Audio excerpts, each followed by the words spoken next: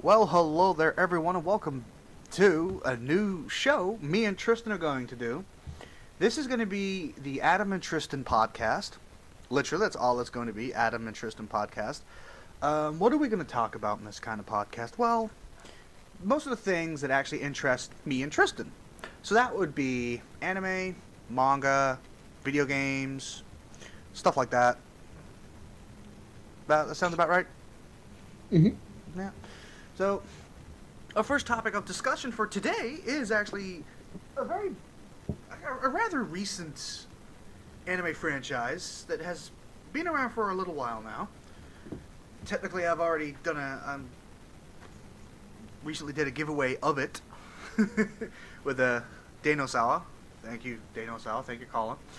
And it's somehow almost become like one of the biggest anime franchises in the Western world and in Japan too.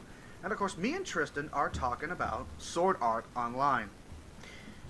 Now, the basics of Sword Art Online, for those who don't know what it is, the people in Japan bought these virtual reality immersion headsets that cover their heads and throw them into the world of a game, Sword Art Online.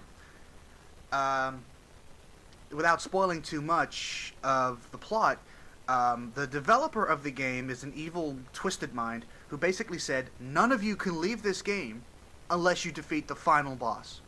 And if you try to have someone forcibly remove your headset, you will die.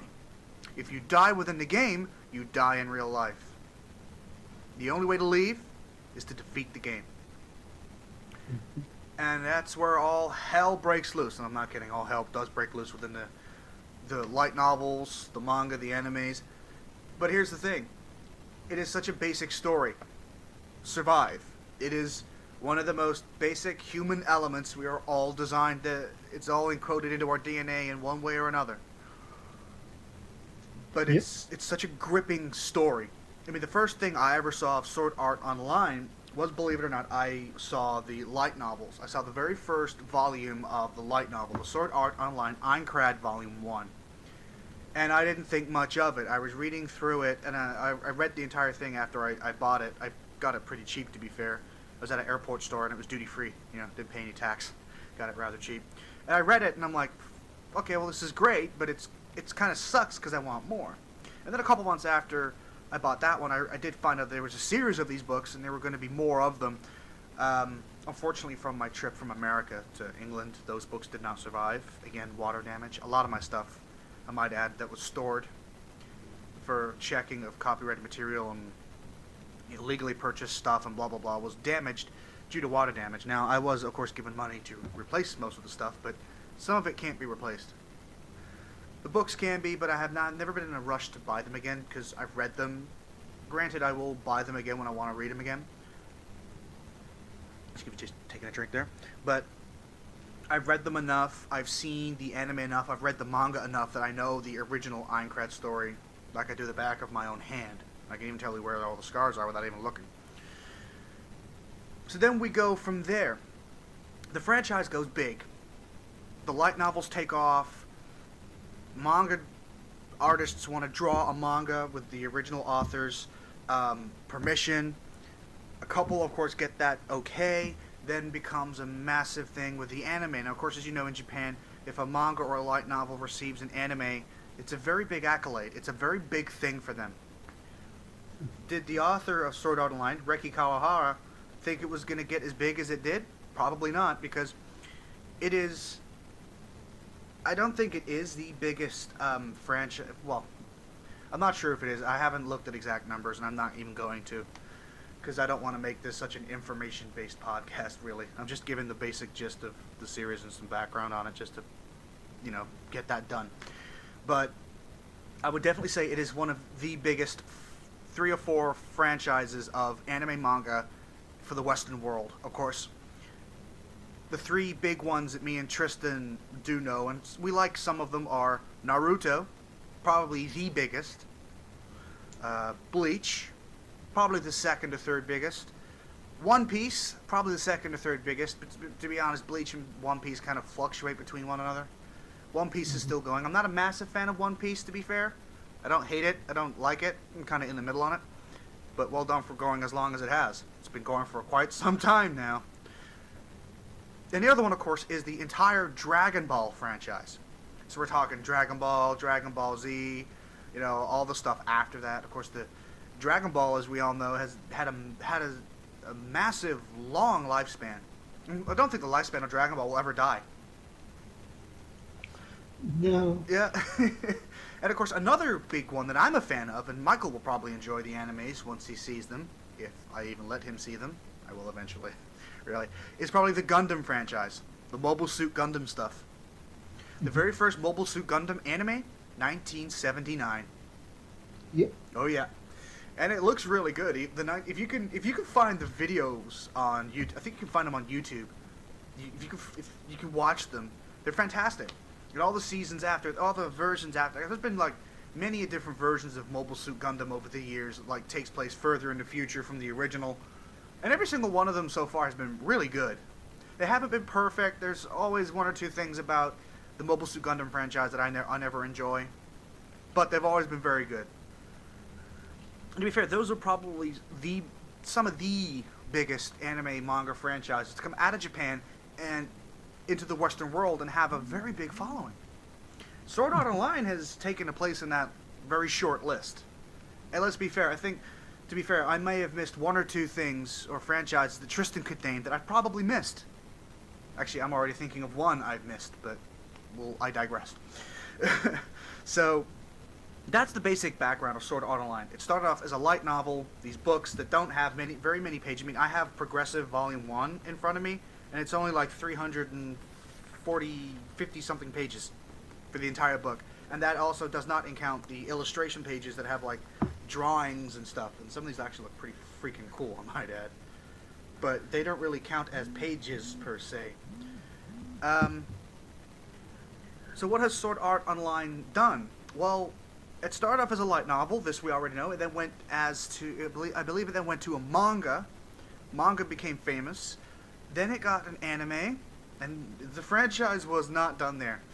The first season of the anime did so well that the publishing company that owns the rights to the anime and all the other pieces of the franchise, like video games and toys and stuff, were like, we want to do something else. And at that time, the author had just finished the GGO arc. Now, this is around this time, the GGO arc, and I'm not going to go into too much detail of GGO. Me and Tristen know what it is. Probably one of my personal favorites. I mean, I enjoy Aincrad quite a bit, but GGO is pretty damn good. But GGO is where Sword Art Online for the Western people just rocketed to success. It became, I won't say an overnight success, because it was pretty damn popular after Aincrad. All the Aincrad stuff came to our attention. It did pretty damn good. But it was GGO where Sword Art Online just exploded in the Western Hemisphere. For English-speaking audiences, for French, German, most other European countries in the Western Hemisphere are hooked on Sword Art Online. A few months ago, I was in France for a business trip. I go into a comic book store that sells English comics and French comics. I saw a copy of Sword Art Online, Aincrad manga, completely in French. A few months later, I was in Italy. I saw an Italian version of Sword Art Online. I found the progressive manga in Italian. It is probably one of the very few anime manga franchises that does not just breach out of Japan into English-speaking audiences, but it's breached most of the Western Hemisphere in itself. You don't see that every day. Dragon Ball's done it, Naruto's done it, Bleach has done it, One Piece has done it, and a few others have done it, but it's still a very small list. There are not hundreds upon hundreds of manga animes that have been dubbed into any different languages apart from Japanese and English. It is a very small list, and that is a shame because the list should be bigger. But again, I digress. So from here, we go from light novels to manga to anime to video games. That is right. Sword Art Online has video games. The very first video game for Sword Art Online was for the PSP. I cannot remember the name of this. Like, I researched it half an hour ago. Why I can't remember it, I don't know. But there was a PSP game when the PSP was still rather relevant in Japan. Actually, to be fair, the PSP was relevant in Japan until the PlayStation Vita came out. So what does that tell you? There's been a Vita game. There's been PlayStation 3 games, PlayStation 4. I mean, Hollow Fragment came out on the PlayStation 3 and the PS Vita. Lost Song came out on the PS3, PS4, Vita. The newest Sword Art Online game. I can't remember the name of it. Again, remind me. Memory failing. Hollow Realization. That's it. Hollow Realization. That's coming out. The new mobile game that me and Tristan are rather excited about, Memory Defrag, is for iOS and Android. And of course, something that I watched the trailer for today and was rather excited about, hence why we're doing this anime manga podcast. I was going to do this like maybe next month or so, because stuff's going to slow down on the channel next month because I will be back at work full time and stuff, and yeah. But I wanted to get this done now because I saw this trailer. The new movie. Yep. Yes, the new movie. Sword Art Online. I can't remember. I'm checking the name. Here we go. Ordinal Scale. Yep. Yeah, an animated movie. And I watched the trailer for this. Both versions. There's a first trailer and a second trailer. Both of them look absolutely fantastic. Completely new thing, designed by the author, Reki Kawahara. They were like, well, we want to do a movie. Can you give us a whole new concept? With Kitty, with the main characters and everyone else. And the author was like, yeah, here you go, here's something. And they're making a movie out of it. And the trailers I've seen look great. I can't wait. Now, of course, anime movies, are they going to reach theaters? No. Not in this freaking Western Hemisphere, they're not. We're going to have to wait for the DVD Blu-ray release, which is fine. I can accept that. I actually can accept that. I will wait patiently for the DVD Blu-ray, probably Blu-ray, knowing me, and I will watch it in the comfort of my own home with some popcorn, some chocolate, some soda, and of course I don't get evil looks from some other people thinking to me, look at this fucking guy, 200 pounds, and he's sitting there with a large tub of popcorn, chocolate, and soda watching a freaking anime movie. So cliche. I can do that in the comfort of my own home and not be judged. Thank God. But yes, but no, I mean, Sword Art Online as a franchise has exploded, really. And it's a good thing it's exploded, because it is probably, out of the most recent anime franchise, I say recent, between the years of 2010 and now, I think for me and Tristan, it's safe to say it's probably one of our favorites. And most of you people know me and Tristan. We are anime fans, mostly. For me personally, I'm an old school anime fan. I'm talking old school. Tristan loves the old school, but I think, to be fair, Tristan, you're more of a fan of the anime from like 2005 to 2009, 10 on, aren't you? You kind of. I watch everything. It's true, you do watch everything, but most of the stuff you said that is your favorite anime was made between the years of 2008 and 2009. 2005, 2009 kind of bracket. Yeah. To be fair, when Tristan was at Nakacon last year, he bought the first season of Ranma 1/2 on DVD.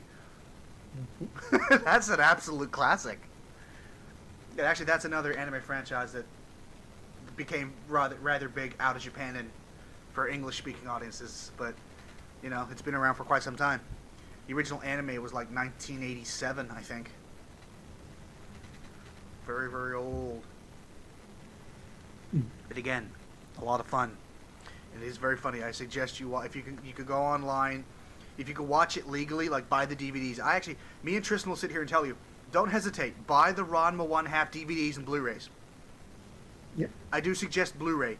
Granted, it's 4:3 resolution, so it's letterbox. Don't care. It looks fantastic on Blu-ray. Buy the Blu-ray. If you don't have the Blu-ray facility, buy the DVDs. They will still look good because they've been newly remastered. They look amazing. They sound amazing because back in the 80s, when they dubbed Ranma 1/2 in English, I believe it was a mono soundtrack. I think they did do a stereo one in the end, but I think that was only for like the home VHS release, I think. Could be wrong about that. But, yeah. It was one of the very few anime franchises I will say to you, don't hesitate. Buy the manga. buy the DVDs, Blu-rays, buy whatever you can get your hands on of Ranma 1/2. And even to this day, you go to Japan, you go to Akihabara, you can still find Ranma 1/2 toys. And we're not talking old stuff, we're talking brand new stuff. Ranma 1/2 is still very relevant in Japan. It's still much beloved. Although a guy that can turn into a girl when splashed with cold water, and he shows tits quite a bit, yeah, who doesn't enjoy that?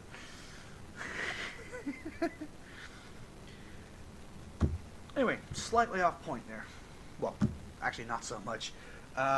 We're here today to talk and discuss some of the newest things we've seen about Sword Art Online. And we are going to start off with the new movie. Now, after watching the trailers, the first and second trailer, I'm liking where they're going with the new story idea. It kind of plays. I think it's safe to say it kind of plays on the Pokemon Go craze, doesn't it? Yeah, because Pokemon Go has brought about a huge AR. It has. It's brought along a massive augmented reality following. And I don't use the augmented reality. I actually don't enjoy it. And personally, I don't enjoy that aspect. It's not my thing.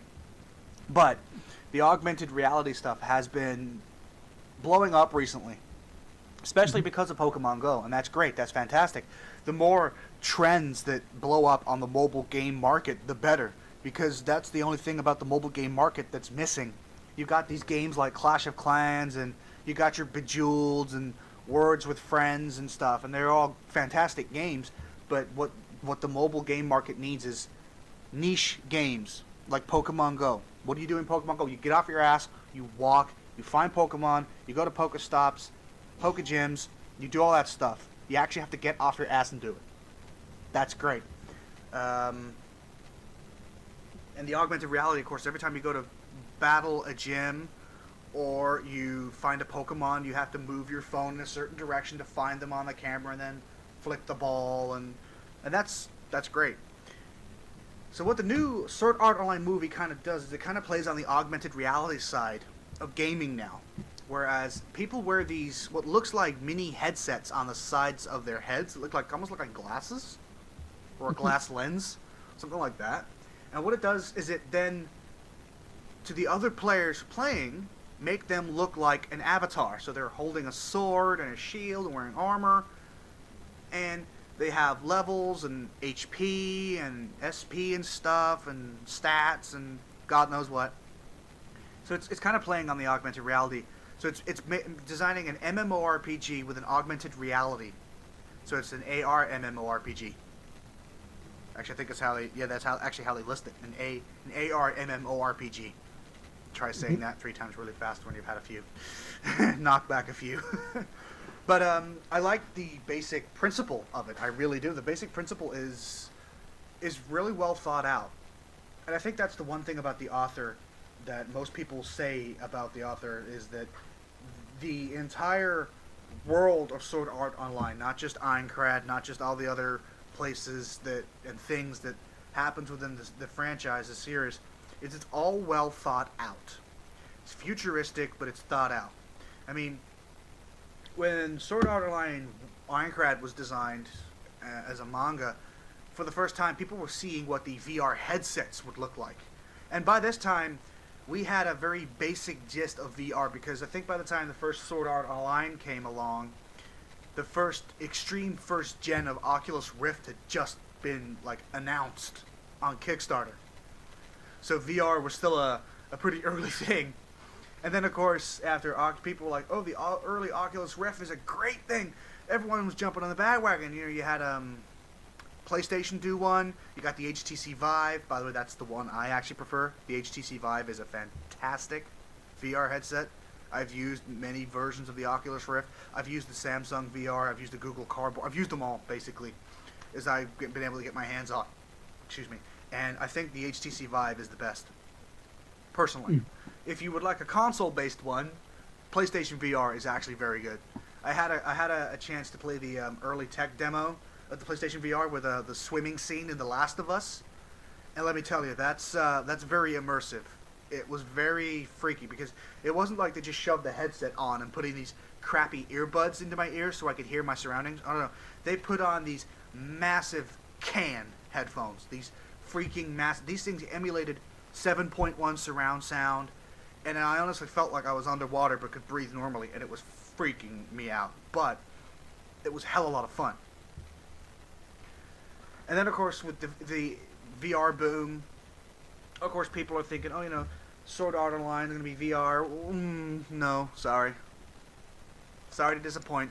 I have heard rumors that some of the newer Sword Art Online games are going to be like these VR MMORPGs where you sit in front of your computer with a VR headset, you look around, you WASD, and you use your mouse to do shit, and that actually doesn't appeal to me, personally. Yeah. If you're going to make a Sword Art Online MMORPG, do it the old-fashioned way. RuneScape it. RuneScape, StarCraft, that kind of stuff, I would prefer that. If you're going to do a VR one, you're going to have to create something for the HTC Vive, which actually I am for. I won't deny. I am for it for the HTC Vive, only if you can get it working to a point where you hold those wands in your hands and you can click a menu, click to do this, click to use that. Make it easy, but I don't think it is going to be easy. That's my only problem. We're not at a point with VR where we can use our own fingers yet. Nope, not yet. Yeah, for anything like that to be effective, we need to be able to just wear these stupid glove things or IR sensors on our fingers so that the detections can pick up. You're wearing a headset, you're standing there, you touch what's in front of you to bring up a menu, and then in the headset you see your hand, your fingers, and you just I want that option, I want that equipment, that item, that weapon, that stuff like that. I think unless you can do that, it's not going to work very well. Yeah. Which, to be fair, is something we're not going to see for quite some time, I don't think. Which is a shame. No. Yeah. At the point where is that? Yeah, I mean... a long, long time. Yeah, but to be fair, the way technology is progressing, you never know. We could see full immersion VR within the next 3 to 4 years, maybe 5 years at most. I was thinking by the time we see it, I'll be dead and buried. I'll be a fucking skeleton in the ground, but no, apparently not. Ooh, we're seeing it rather soon. And that's great. Yep. Anyway, I digress on that again. And also, the new video game coming out for the PlayStation 4 and PlayStation Vita, Sword Art Online Hollow Realization. Not to spoil too much, but there isn't a whole hell of a lot known because the PlayStation 4, PlayStation Vita trailer in English has only been out a couple days anyway. The main character of the series, I'm trying to decide if I should name him or not. Let's leave him nameless. The main character of the entire series, the male protagonist, at the very beginning saw a girl just standing there staring at him. He's staring back. She disappeared, and he didn't really think much of it until this game. This game takes place in the first world of Sword Art Online, because there are many different worlds. Well, many. There's only about 4 now if you count the new movie. And this takes place in the Aincrad, or the SAO, Sword Art Online. And with that, this game takes place as to where the main character finds her again, and he tries to help her. That's how the game goes. From beginning to end, you're just helping this girl. And it plays on the Aincrad story, changes a couple things here or there, and that's fine. Makes it more interesting. Graphically, the game looks incredibly nice. Cel-shaded animation graphics, 3D. Doesn't say anything about VR support, so again, no VR support there. But it does look fantastic. I'm going to pre-order my copy for PS4. I don't know about Vita yet. If they have a cross-saving platform for PS4 Vita where I can play it on PS4 and then when I go to work I can play it on my Vita and continue from where I left off, then yeah, I may actually take the dive and get both versions, but only if that's in it. And actually, that's actually one of the reasons why I bought Final Fantasy X and X-2 Remaster on the PS3, and then the PS4, and then the PS Vita, was because of the cross-saving platform, where you play it on the PlayStation 4 or PlayStation 3 at home, and then you have to go to work, but you're going to have half an hour, 45 minutes, maybe an hour to like get a little bit of your game on, you know. You can then load up your save from the cloud, download it to your machine, and if it was an older save game that you had on the machine and you download the new one, it would overwrite it. You'd play it, and you'd continue from where you left off on your console. And the same principle is when you go home from work. You load up the game on your console, you go to download cloud save, and then you play it from there. Fantastic idea. And Sword Art Online, actually, the last few games where it's been like a PS3, PS4, PS Vita release have had that. But I don't know if the developers are going to stick with it. I hope they do. I hope, but will they? I don't know. Not many details about this game have been really released yet, or at least not from what I can see, because me and Tristen, again, have kind of thrown this podcast together very quickly. But we're doing the best we can. And the next game that we're going to talk about is a mobile game based around Sword Art Online called Sword Art Online Memory Defrag. Now, this game is in pre-registration, which means it's probably still in very early closed alpha. And we watched the trailer about half an hour, 40 minutes ago. And me and Tristen were like, about freaking time. Because there haven't really been any Sword Art Online games for mobile. Which is a shame. But I pre-registered. I think Tristen pre-registered. Yes, I did. Yeah, he did. There you go. You pre-registered like I did. And of course, by pre-registering, of course, we're going to be part of the early open beta team. Maybe early open alpha if we're lucky. But also, I am going to leave links in the description to the 3 videos that we saw today. To the second trailer for the movie, because that's the best one to view, to be fair. The trailer for the first PlayStation 4 game, Hollow Realization, and then the trailer for the mobile game, Memory Defrag. I will post links to all 3 of these trailers in the video description when this goes up online. And then from there, you can make your own mind up. I do suggest that if you're Android, iOS user, it seems to be that you can only download this game if you're iOS and Android. Sorry, you pathetic, poor Windows Phone users. Doesn't it suck to be you? A little dig there, sorry. So, yeah, but the cool thing is, if you pre-register, you can win some fantastic items. You can win the limited edition, collector's edition version of the game when it comes out, the Hollow Realization game when it comes out.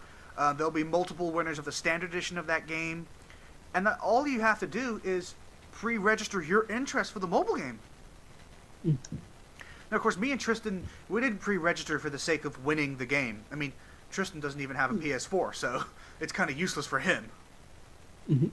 But at the same time, we pre-registered because we want to play the game. And you know what? We want to be the we want to have, at least I do. I don't know about Tristen, but I want to have bragging rights. You're like, I was part of the beta team that beta tested this game. Like, I know some of the secrets. You motherfuckers don't. The bragging rights, dude. 24 years old, and I still want gaming bragging rights. Oh, my life. Fuck my life.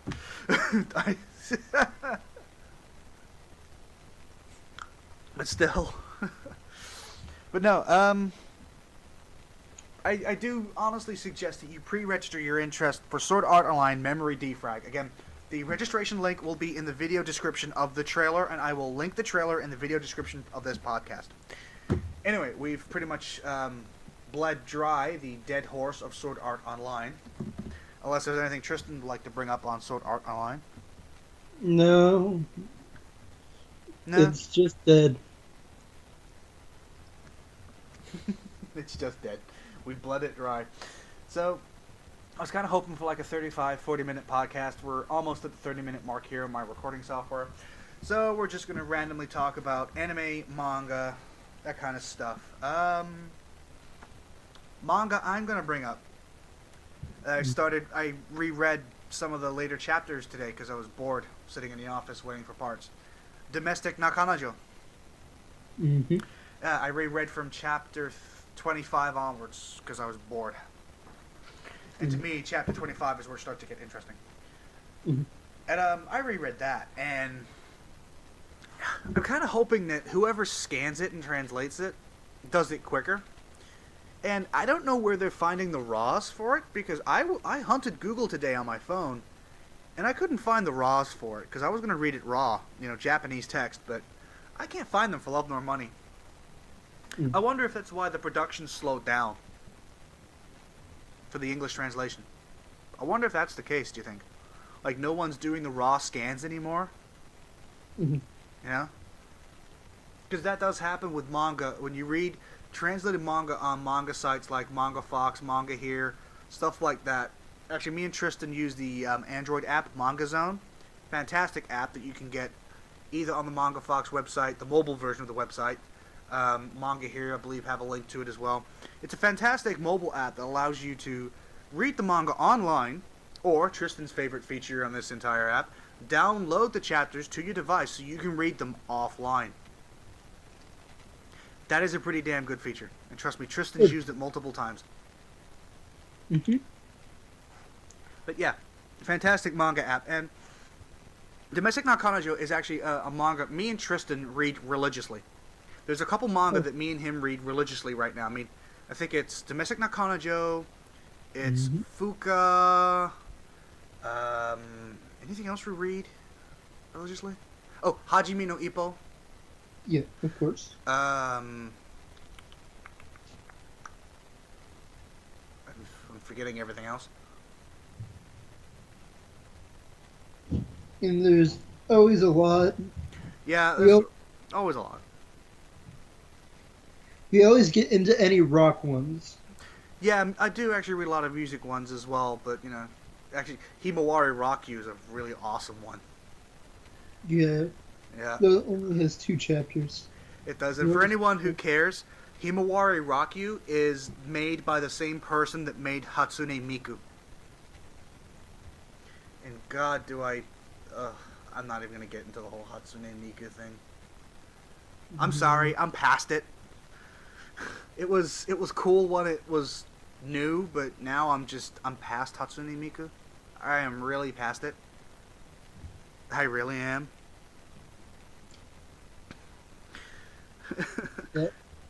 That versus Blood Dry a long, long time ago. I don't know. They keep draining blood out of it somehow. But yeah, but there are a few other mangas that me and Tristan have read that have been finished. I mean, Kimi no Iromachi, or A Town Where You Live is the English title. I read that religiously when it first began, and to the moment it ended. Actually, when it ended, I cried. I was like, what am I going to do with my life now?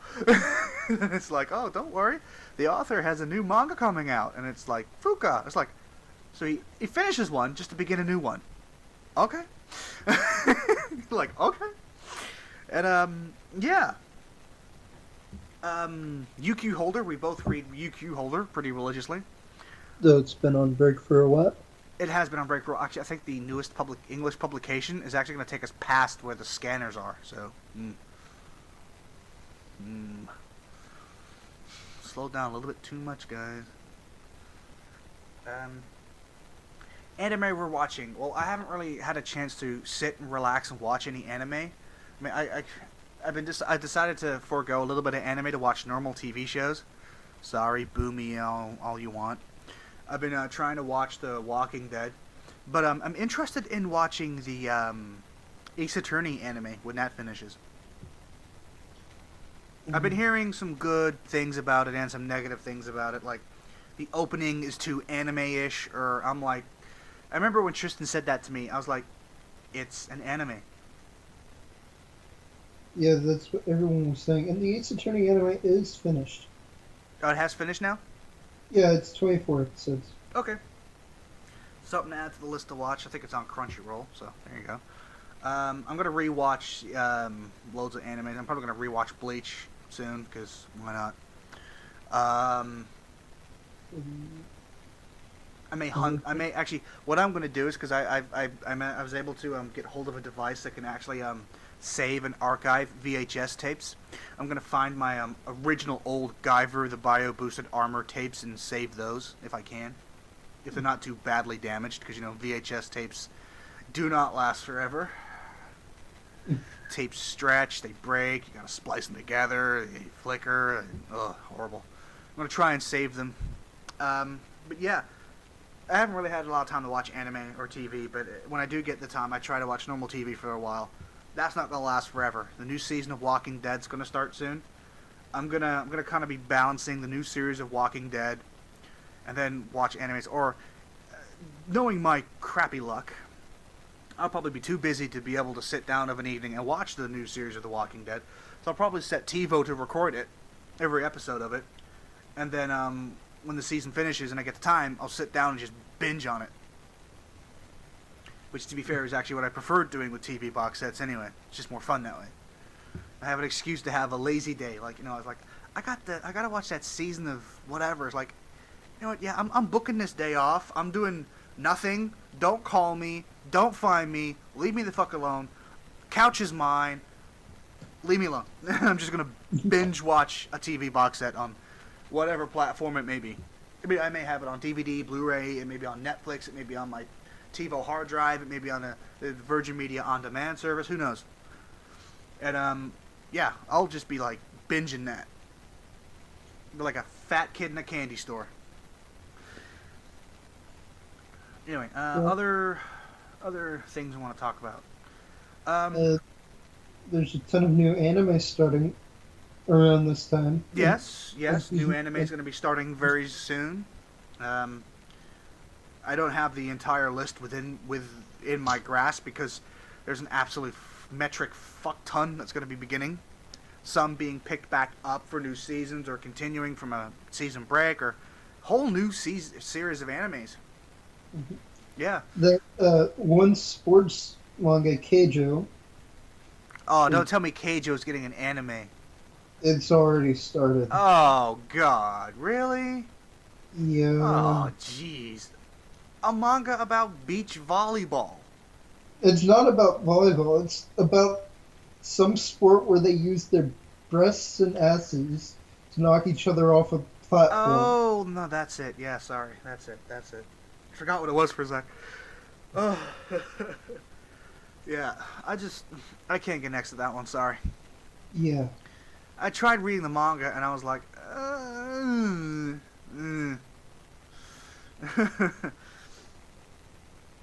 video games. Well, technically, now there's a midnight release party for Mafia 3 because it's the 7th of October where I am, of course. Mafia 3 comes out. I will pick up my pre-order copy in the morning. I'm not one of these people that goes to the midnight releases unless I absolutely deem it necessary. Usually my buddies who work in the video game stores tell me, by the way, if you don't make it midnight release, you don't get your copy, then I will schlep my ass and go get my copy. If not, I won't bother. But a buddy of mine has purposely said, you don't want to come to the midnight release? I'm like, if I can avoid it, no, because I'll be working. He's like, yeah, I know you're working hours, man. So he's actually set aside a copy no matter what. He even had to fight his boss, the manager, for it. But he's like, no. Adam is such a good customer. We got to do this for him. Set this copy aside no matter what. So they've done just that. The amount of money I spend in that store and the other gaming stores in this town, you're goddamn right you do me favors. Especially the independent stores, I'm the reason why those stores are still in business. For one, if they get something in that they don't know what it is, usually I know what it is. And if they have something that they know is going to be expensive, but they don't necessarily know someone that's going to come in and just drop like $200 on a video game, well, ding, ding, ding, ding, ding, I will. Done it before, we'll do it again. Although $200 is a little bit steep for a game. For an old rare console, yes. For a game, it better be a damn good one. Yeah. Better be like a solid gold cartridge or something. Or a solid gold disc. Another thing that they recently gave an anime. The Ao Oni game. Ao Oni? Seriously? Yeah, it's got an anime that just recently started. Huh, okay. And then, back to something we mentioned before, another Mobile Suit Gundam, Iron Blooded Orphans second season. Yes, yes. I haven't watched the first season of that, but now that I know there's a second, I may just wait. Mm. Of course, Um, they're continuing. They're starting up a new Digimon. Talk about It's, bleeding a dead horse dry. I mean, come they've on, just Digimon's been going since I was a kid. It's like Pokemon and Beyblade. It's like, just give it up. they haven't given up any of. I know. Not only have you bled the horse dry, now you're just kicking its dead, dry, empty corpse. Jesus Christ. An anime I'm going to be rewatching soon. Hmm. Martian Awakens Romance. I haven't seen that one yet. Oh, excuse me, yawning. I have not seen that one yet. I saw it a long, long time ago when the dub first started. I don't even know if the dub ever got finished, but Ah, I see. Mm, yes. the series itself was long. Yeah. The dub, I think they picked it back up, or it may have been finished. They didn't do a D. Grayman, did they? They dubbed the first two seasons, lose the rights for the third, then pick up the newest one where it takes off where the third one ended.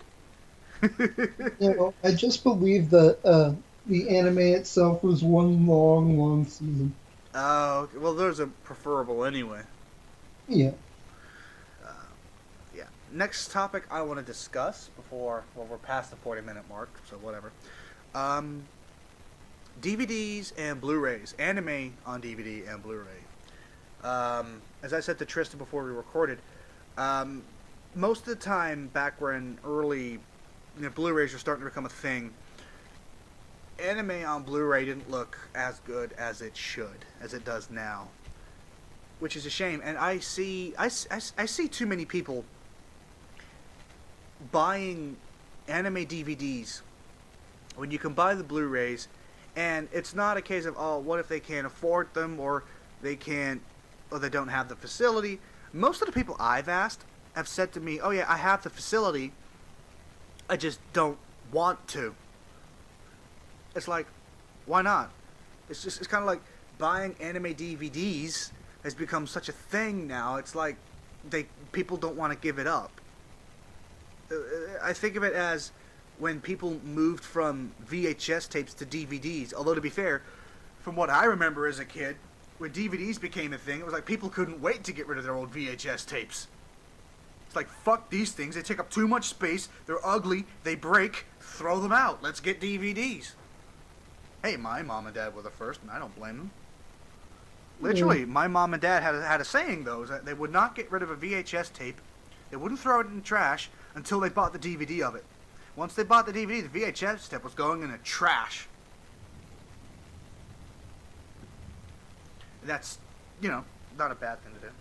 Although I think my dad did give a few of them off to Goodwill because some of them are really good quality. He's like, let's not throw those out. Let's just give them to Goodwill. They can sell them on. And yeah, but it's kind of like people are holding on to the anime DVD stuff, and it's like every time I go to the movie store where I live, and I look at the anime section. Now they have the anime section downstairs, somewhere in the back, where they keep the video games and technology and other kinds of cool stuff. On the left-hand side, you've got anime DVDs. Now they have a lot of older anime DVDs, so the DVD section is bigger. That's fine because DVDs have been around a lot longer. You expect that. But you look at the anime Blu-ray section, and it is slowly, every couple months, getting bigger and bigger and bigger. Oh. Yep, because more companies are releasing anime on Blu-ray.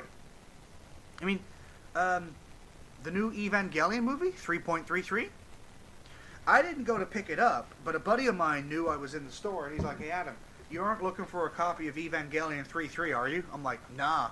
He's like, why? I'm like, I'm not a...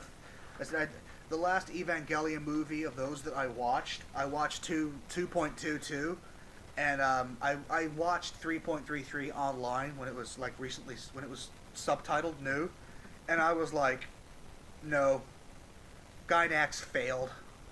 And I actually openly admit that parts 1 and 2 were fantastic of the new Evangelion remakes, but 3.33 was an absolute fucking disgrace. If you're such a fan of the series, you're going to buy it on DVD, Blu-ray. If you have the facility, buy it on Blu-ray. Because for one, you'll get the DVD anyway. Two, you'll get some really cool extra stuff that actually I personally would like, but again, I'm not going to watch the movies, so therefore it's not worth the money. And eventually, DVDs are going to be completely phased out. Movie companies are starting to realize that it's cheaper to produce Blu-ray discs than it is DVDs. I'd give it until 2017, 2018, until movie companies start saying, you know what, fuck DVD, we're done with it, let's go to Blu-ray. If you don't have Blu-ray, tough shit on you. Or you might still be able to get DVDs, but only as like these Blu-ray DVD double packs. Yeah. Or my personal favorite, the Blu-ray and digital download code versions. I know they're not a thing in America, because me and Tristen had a discussion about this once, where you buy certain movies on Blu-ray and you don't get a digital download code, but in the UK you do.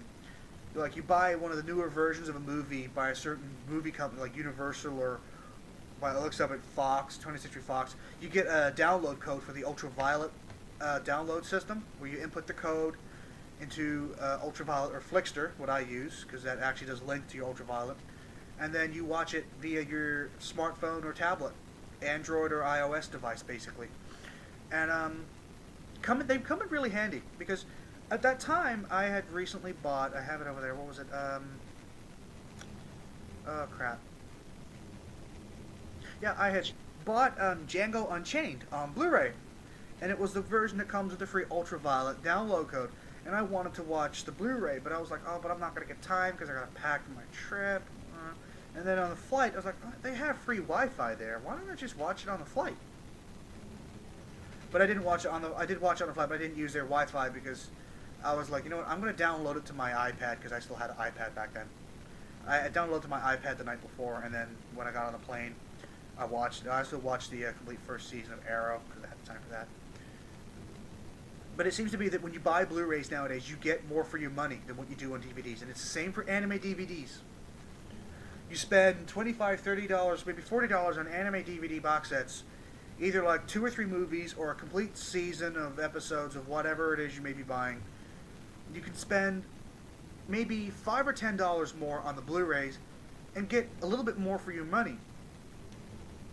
I mean, you buy, another perfect example, is the new Evangelion movie. The Blu-ray version in this country comes with the Blu-ray, the DVD, and something like a 32-page color art book and product notes book when they were dubbing it. Now, some people may say, oh, that's not really worth the money. Well, personally for me it is. It's worth the money because you've, one, given me the Blu-ray, and two, the DVD.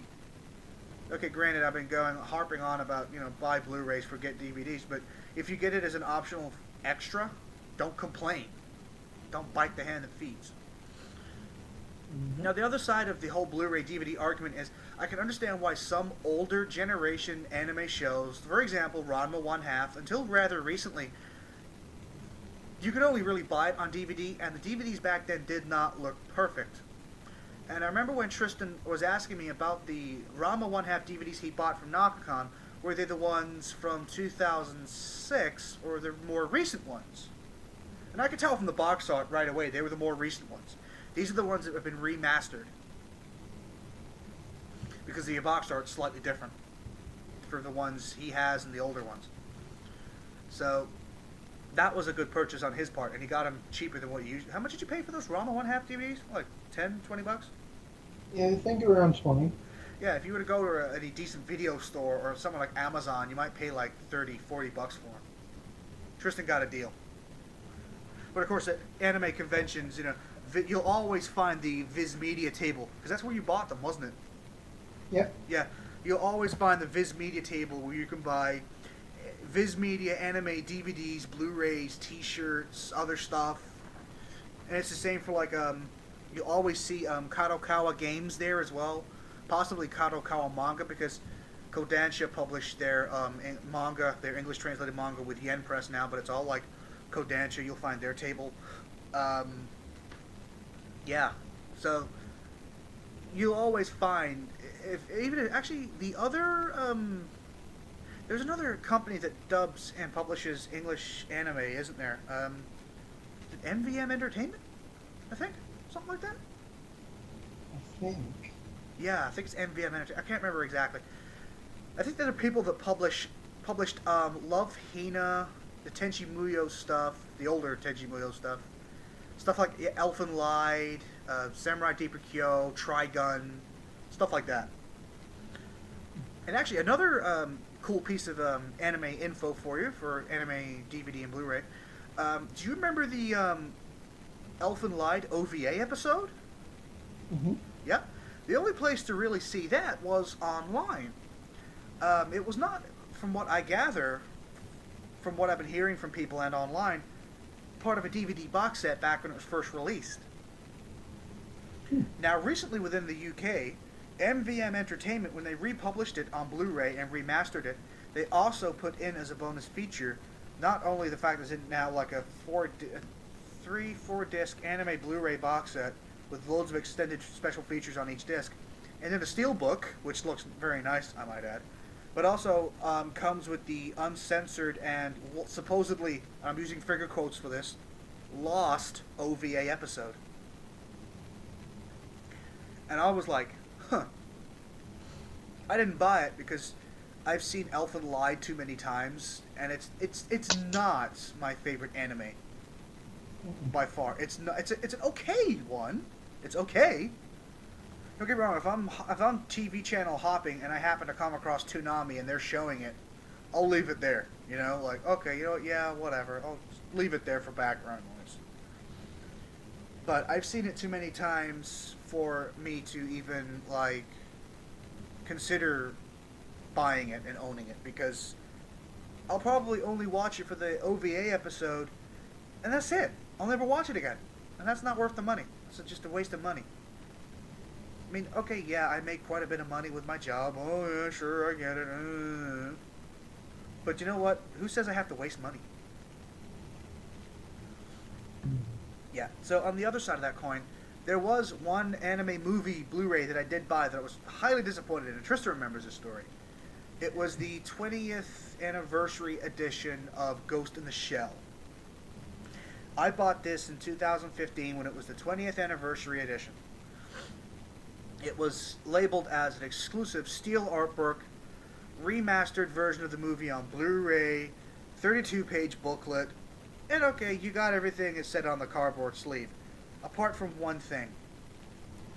The HD master of the movie absolutely sucked. It looked horrible. It was grainy. It was unclear. It honestly looked like they just took an original VHS transfer and threw it on a Blu-ray. It looked horrible. And I was disappointed. My Ghost in the Shell Double Pack 2.0 DVD looked better than the Blu-ray. And I spent more on that Blu-ray than I did those DVDs, and they were brand new. So you can imagine my anger. So of course I sell it on to somebody else who's a complete idiot. And I then go and buy the Ghost in the Shell 2.0 and Ghost in the Shell 2 double pack on Blu-ray. And here's the thing. That was a few years before the 20th anniversary. Right? That was like 2008, 2009. That double pack was made for Blu-ray. The first thing I do is I'm like, you know what? I want to see the original version of Ghost in the Shell, not the new CGI stuff. I want to see the original. How does that look in comparison to the older one? And it looked a hell of a lot better. And I don't know if they misplaced files or something or screwed something up, but the 2009 Blu-ray version looked better than the 2015 20th anniversary remaster. That's a shitty job on whoever remastered it, I must say.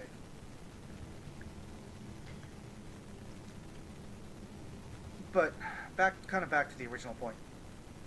Do that a lot. Stop buying anime on DVD if you can avoid it, because Blu-ray is, 1, it looks better, 2, it sounds better, and 3, it is going to be... I hate to say it, but I'm going to. Like certain older anime DVDs, eventually you're going to want to buy a certain anime on Blu-ray, and you're going to have an incredible hard time finding it. You are.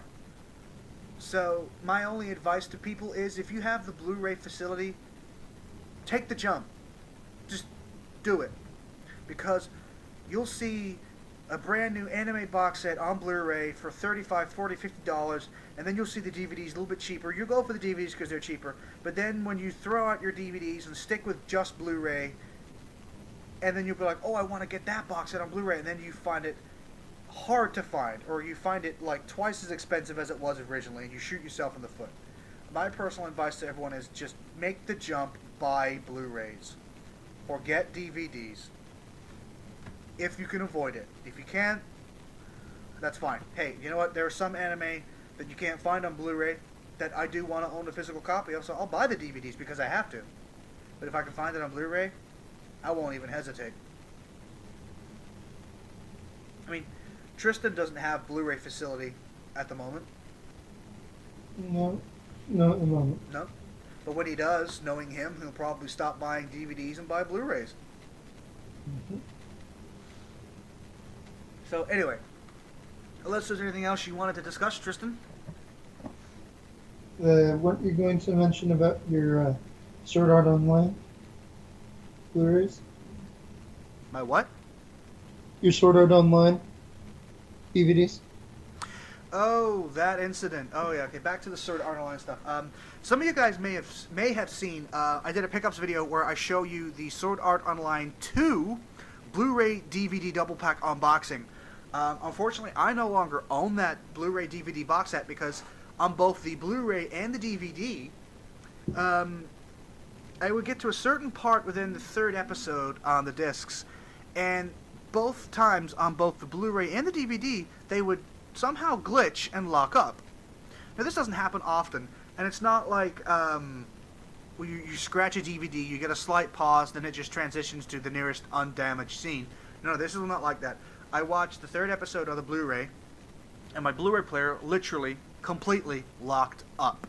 I couldn't stop, I couldn't eject the disc, the power button on the remote wasn't working, the power button on the machine was not working, I had to pull the cable out the back of the machine. I then had to quickly plug it back in and have it eject the disc.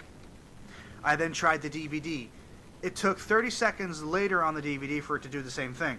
It locked up my Blu-ray player to the point where I had to pull the power cable, plug it back in, and then eject the DVD. And it did the same thing. I played the DVD on my PC, this PC that I'm using to record on, and it locked up Windows Media Player. I couldn't, I was clicking, getting not responding, so I pressed my DVD eject button, and thankfully this is one of these mini DVD drives. It kind of clicks like that. So, I clicked it, and then all of a sudden my computer unlocked itself, and then the Windows Media Player just went blank, and I'm like, thank God I didn't kill my computer. Played the Blu-ray on a friend's Blu-ray player, did the same thing. It locked up. He couldn't eject it, couldn't turn it off. He had to pull a power cable out. So that was bad. I took it back to the movie store I purchased it from, and they politely said that they can't replace it because they don't have another copy. So they offered me a full refund. So that's one incident where both the Blu-ray and the DVD locked up. So you can't say, oh, it's Blu-ray, so therefore it's crap, or DVD, it's crap. They both did the same thing. It was just a bad manufacturing thing.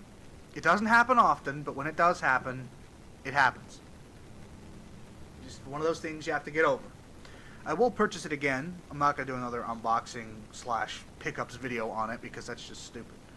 But I will buy it again when I find it. When I find it. And yeah. But, that kind of stuff happens. Have you ever had that, Tristen? You've had a DVD or something when it just you play it on a DVD player or a games console or something and it locks up or it skips? Yeah. But it's the disc is brand new. There's no marks on it.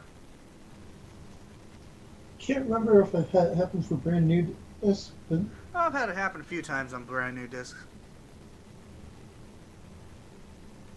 Doesn't happen often, but again, it does happen sometimes. But yeah, I mean, if you buy a used DVD and it's got scratches, yeah, okay, if it triggers a slight pause and then begins again, some libraries in certain states of America actually have the librarians have disc resurfacing machines. You can take your I won't say broken, your slightly damaged DVDs to them and they can resurface it for free or even cheap sometimes. So, you know, if you go to like a thrift store and you buy a DVD that's $1, the disc is pretty badly scratched, you take it home, it doesn't work, take it to them. If they, you know, take it to someone that can disc resurface it, it won't cost much. And it's always worth doing, because I bought a few rare DVDs recently that you can't even find on Blu-ray. They were pretty badly scratched. They played okay until they started triggering pauses and then going again. I was like, let's try to fix that. Took it to a place that resurfaces DVDs and discs and stuff, and he did a good job. He buffed the disc up, got rid of the scratches, and it looked almost brand new. And it worked perfectly. So, you know, if you do have scratched DVDs, try to find someone that can resurface your discs for you, because it's always worth the extra $1 or $2 to repair something instead of trying to buy a new copy where it may cost you 10, 15, 20 bucks. Money advice from Adam. Save yourself some money wherever you can, even if you have it to spend. Like I do. Alright, I think that's everything we wanted to cover. Looking at my sheet on my phone. Yeah. Well, ladies and gentlemen, this is the first episode of Adam and Tristen Talk About. Finished. Yay, an hour long. These videos, and they keep going an hour long. For anyone who is looking forward to the next Pokemon Go podcast, don't hold your breath. I just can't seem to bring myself to do another podcast, and only because I know Michael will want to be a part of it, but every time we involve Michael in the Pokemon Go podcast, I get slightly disappointed with him, because it's just like, ugh. And until I can find another guest and have like a really decent three-way conversation about Pokemon Go, I'm probably just going to leave the podcast on hiatus. Which is a shame. But hey-ho. So anyway, on this occasion, it is goodbye from me and Tristen, and we hope to see you next time on another episode of Adam and Tristen Talk About. See you later.